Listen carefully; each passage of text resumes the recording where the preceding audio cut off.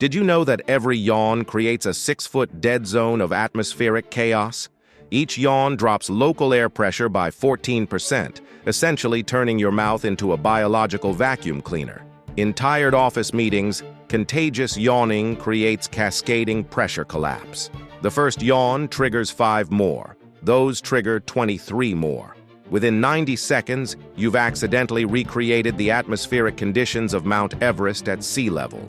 Emergency oxygen masks would deploy from conference room ceilings. Karen from accounting would pass out mid-PowerPoint. The apocalypse, it turns out, is mostly just inconvenient scheduling conflicts.